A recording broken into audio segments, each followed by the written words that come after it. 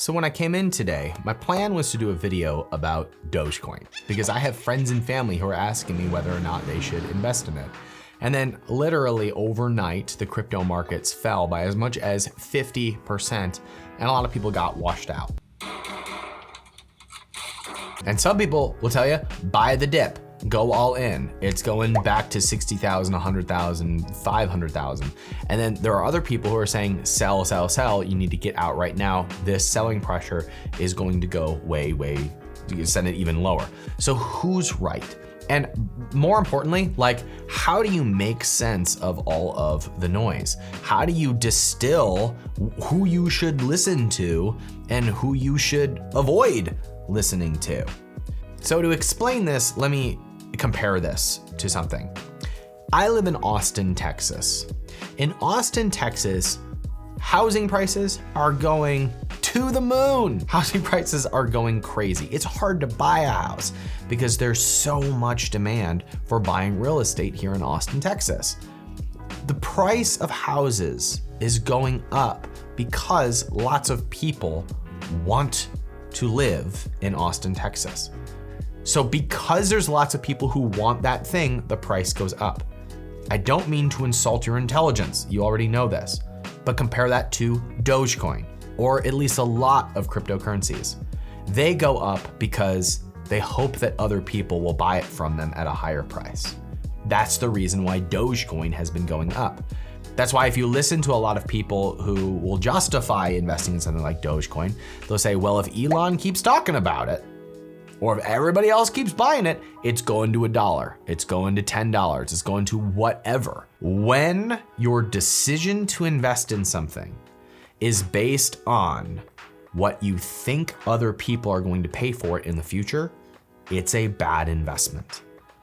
This is why I am not surprised that Bitcoin crashes 40% or 50% overnight, because most of the people who got in during this buying cycle got in because they heard other people saying that it was going to 100,000 or 500,000 or $1 million per Bitcoin. This is why I'm not surprised that Dogecoin goes from 1 cent to 70 cents and then back down to 25 cents. Because when people are investing into something because they think the price is going to go up, they will also sell whenever the price comes down. So the rule of thumb that I like to take is never invest in anything that you don't plan to keep for at least 5 years. Now look, I get it. I've actually had people make an argument to me that helped me understand something. They said, look, Ryan, you're already successful, so you don't have to take risks with things like penny stocks or with Dogecoin. But for everybody else, it makes sense to bet on something that may have a chance to go up 100x. And I get that mindset. But what that person doesn't understand is that that's exactly the way most people lose money when they're investing or trying to build wealth. When you are betting on something going from 0 to 100, that is often why people end up losing money. The way that you end up getting those 100x returns is by very boringly plugging away, taking a little bit of your income every month and putting it into things that you're not gonna touch for at least 5 years. Because most things in normal markets, things take 3, 5, 10 years to compound. That's when you get 10x returns, sometimes 100x returns. They happen over time. So when you see a lot of people pouring into an asset because they think the price is only gonna go up, that's when you spot a bubble. Now listen, I wish I had bought Dogecoin at 1 cent and rided that sucker to 50 cents. I have a family member who has heard me talk about investing for almost 10 years. And then she went and bought the antithesis of everything that I stand for. She bought Dogecoin at 5 cents.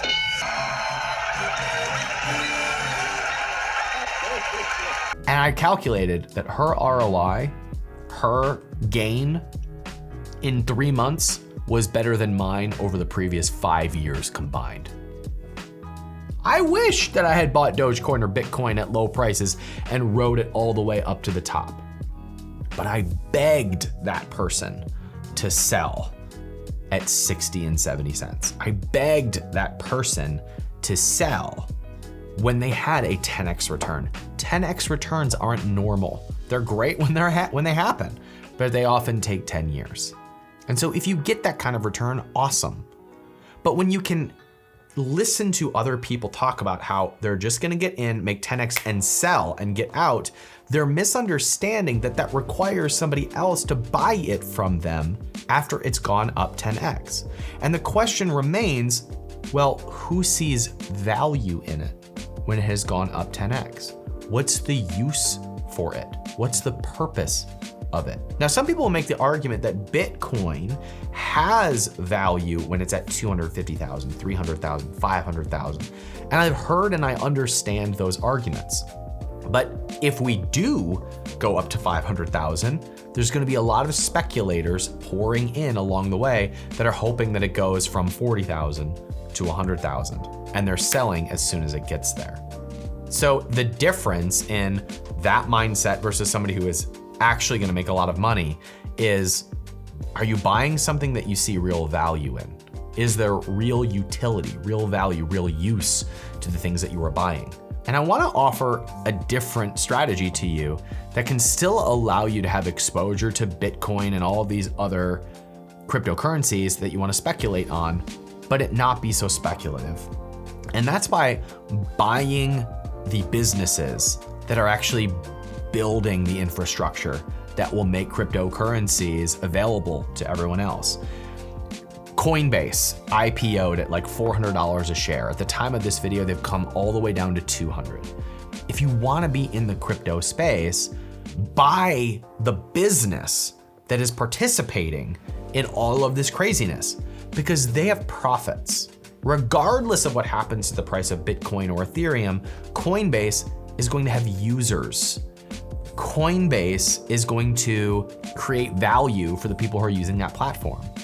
Another good example is Square and Visa and PayPal. These are all businesses that are profitable, that are building the systems for people to be able to use cryptocurrencies. Regardless of if Bitcoin is at 50,000 or 500,000, there are still going to be people that use Square and Visa and PayPal and Coinbase.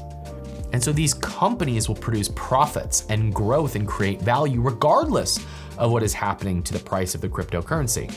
And if you have a boom in Bitcoin from 50,000 to 500,000, the price of those other stocks will also go up because there will be speculators that are buying those businesses. But you won't be beholden to these massive swings in the marketplace. Now, I get it. Like, I have been a Bitcoin bear for a long time. I've been anti-Bitcoin for a long time, and I've realized I was wrong. There's a lot of utility to having a decentralized currency, but it's easy to spot bubbles when they're happening. It's easy to spot when things are about to crash because people start buying with the simple expectation that it's gonna keep going up, and they fail to take into account what the underlying value for something is. Personally, I relax, I get calm when things start to melt. And the reason for that is because when things start to come down in value, they're suddenly easier to judge. They're easier to analyze whether or not there's value to something. When things are going up and up and up and up, there's panic buying because you don't want to miss out. And that takes out of the equation where the actual value is. But when the price comes down and the scared money gets out of the marketplace, you have more reasonable prices. You have more justifiable valuations. I do have a small portion of my portfolio in cryptocurrencies. I call it my mental health fund. It's my mental health fund because watching the price of things go up and up and up without me being in it was more painful than losing all of my money that I had in that. So I have a little bit of cryptocurrency investment, but I'm not buying and selling it regularly. If you're not willing to hold something for at least 5 years, you're not an investor. You're hoping to get rich quick. But the foundation of your financial strategy is to build something that serves other people and to take the profits and to put it into things that are gonna be around for 10 years. Cryptocurrencies are gonna be around for 10 years. That's true. But when you are hoping to sell a year from now, you're not investing anymore. You're speculating. So buy things that you believe in that are going to be around for the next 5 or 10 years. And if something goes up 10x or 100x in 3 months, get out. And put it into things that are gonna be around for a really long time. My heart goes out to those of you who are getting crushed in the current sell-off.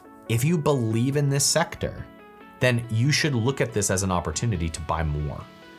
If you are feeling the hurt right now, it means that you got into this with the wrong intentions in the first place. If you liked Bitcoin at 50,000, you should love it at 30,000.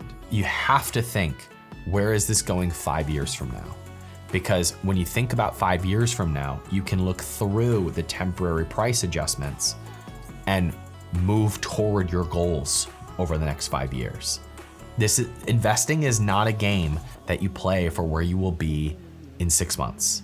It is a game that you play for where you end up over the next 16 years.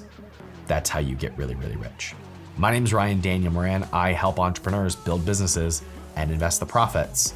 I walk them through a 3-stage process that I think is the foundation of any business.